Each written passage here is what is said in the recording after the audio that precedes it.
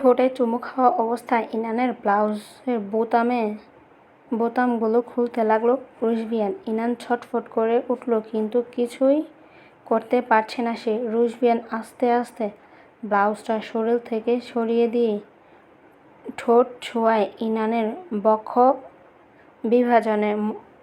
বক্ষ বিভাজনে মুখ ডুবিয়ে ছোট ছোট কামড় দিতে লাগলো।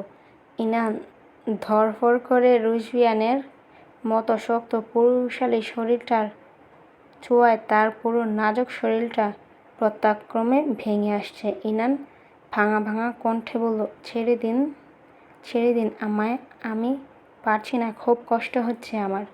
রুশবিয়ান বিরক্ত হলো ইনানকে ছেড়ে দেওয়ার কথাটা সে বক্ষ থেকে রুশবিয়ান বিরক্ত হলো ইনানের কথা শুনে তাকে ছেড়ে দেওয়ার জন্য। সে বক্ষ থেকে মুখ তুলে কাট গলায় বলল, এখন ছাইড়া দাও বলবি, তারপর আবার আমার পুরুষত্বের এখন ছাইড়া দাও বলবি, তারপর আবার অন্য পুরুষের বিছানায় গিয়া বলবি আমার নাকি পুরুষত্ব নাই, তাই আজকে তোর কোনো ছাড় নাই। এরপর একবার অপবাদ দিয়াছিল, পরের বার নিতে পারব না। ইনান রুশবিয়ানের কথায় মাথা মুন্ডু কিছুই বুঝতে পারল না। সে কান্না ভেজা চোখে রুশবিয়ানের দিক তাকিয়ে রইল। রুশবিয়ান আলগোছে ইনানের হাত দুটো শক্ত করে তার শরীরের সাথে সরে আসলো। ইনান লজ্জায় দু হাত দিয়ে আঁকড়ে ধরল তার বক্ষ বিভাজন। ডুকরে কান্নায় ভেঙে পড়ল সে। রুশবিয়ান ইনানের কান্না দেখে তার ঠোঁটে ফুটে উঠল বাঁকা হাসি। সে শরীর থেকে শার্টটা খুলতে দৃশ্যমান হলো পেশিবহুল হাত, সিক্স প্যাক, লোমশ ভর্তি চওড়া বুক। রুশবিয়ান আবারও এগিয়ে এলো ইনানের দিকে। ইনান কাঁদতে কাঁদতে বলল, আমাকে ছেড়ে দিন, এত বড় সর্বনাশ করবেন না আমার, না হলে মরা ছাড়া আর কোনো পথ বাকি থাকবে না আমার কাছে। রুশবিয়ান আবারও ইনানের হাতগুলো শক্ত করে চেপে ধরে গলায় মুখ ডুবিয়ে দিল। স্বামীর ভালোবাসায় কেউ মরে না রে, স্বামীর ভালোবাসা তোর জীবনে ধন্য হইয়া যাইব। যতদিন আমার লগে থাকবি ততদিন তরে অনেক আদর দিমু। দেখবি সারা জীবন এই রুশবিয়ান ইম্পি সারা জীবনেও এই রুশবিয়ান ইম্পিরে ভুলবার পারবি না।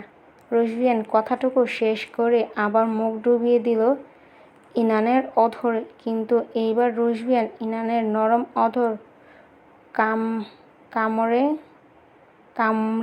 কামড়ের পর কামড় দিতে লাগলো, যেন তার ভেতরে কোনো শয়তান ভর করেছে।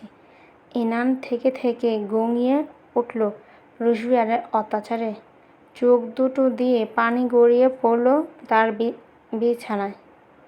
রুশবিয়ান এক হাত দিয়ে হাত চেপে ধরে অন্য হাত দিয়ে ইনানের শরীর থেকে বাকি কাপড়ের টুকরোগুলোও আস্তে আস্তে খুলে ফেলল। ইনান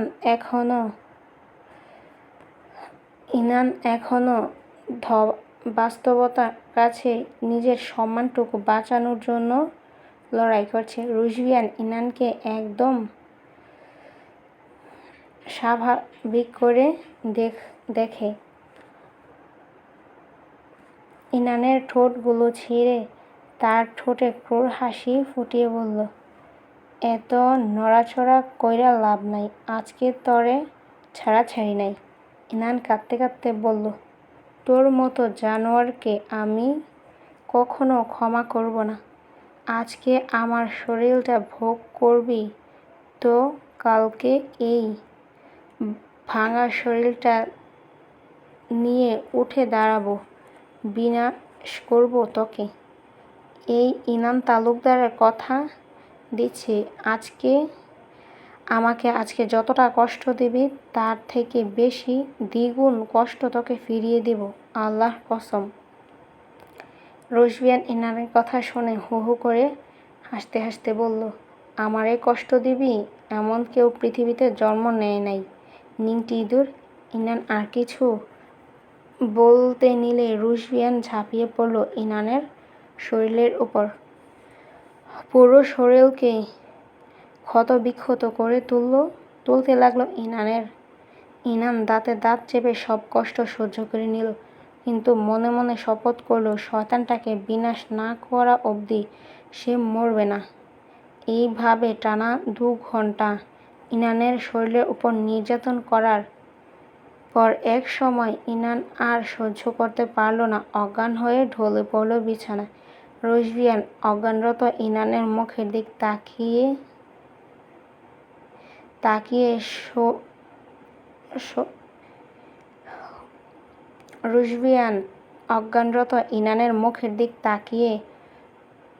তাকিয়ে সরে এলো, বুকের মাথা রেখে শুয়ে পড়ল। এমনিতেই রাত জাগা, তার উপরে এত পরিশ্রমের কারণে রুশভিয়ানের চোখ দুটো বন্ধ করে ইনানকে আষ্টেপৃষ্ঠে জড়িয়ে ধরে শুয়ে পড়ল।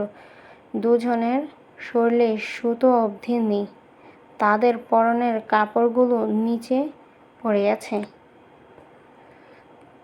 সকাল 11:30। ইনান ছোট্ট বিড়ালছানার মতো করে রুশভিয়ানের হাতে মাথা রেখে বুকের সাথে লেপ্টে আছে। ঠোঁটের ক্ষতগুলো শুকিয়ে কালচে হয়ে গেছে, গালের কামড়ের দাগগুলো লাল টকটকে হয়ে আছে। বিছানার চাদর বালিশগুলো নিচে অবহেলায় পড়ে আছে। এমন সময় দরজার করাঘাতের শব্দ ইনান ঘুমটা হালকা হয়ে গেল। সে পিটপিট করে চোখ খুলতেই সামনে তাকিয়ে রুশভিয়ানের মুখ দেখে কিছুক্ষণ আগের কথাগুলো মনে পড়ল। তার আর্তনাদ করেছিল মানুষটার সামনে। এই লোকটা শুনল না তার কোনো কথা। শরীরটা জানোয়ারের মতো ছিঁড়ে খেয়েছিল।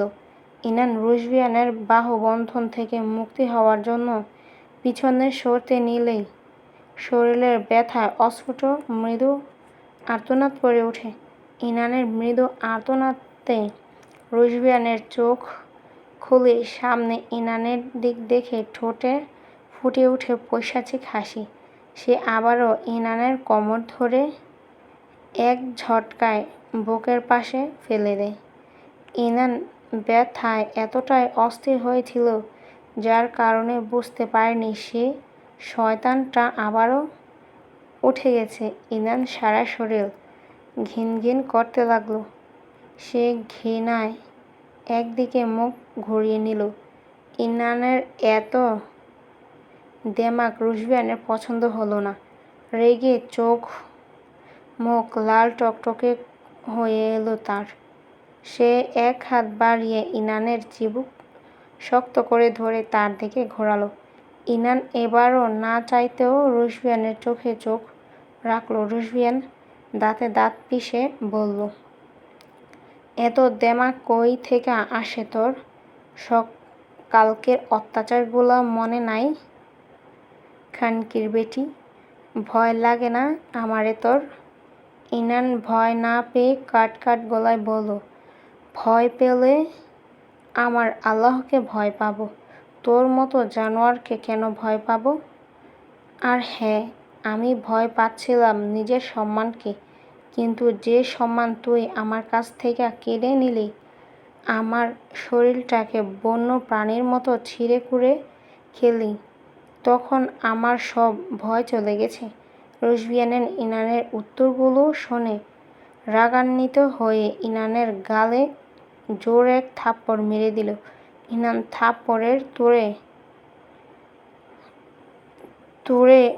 কিছুটা কেঁদে উঠল, পরক্ষণেই থেমে উল্টো হু হু করে হেসে উঠল সে। হাসতে হাসতে তার চোখ দিয়ে পানি গড়িয়ে পড়ছে, তবুও সে হাসি থামাচ্ছে না।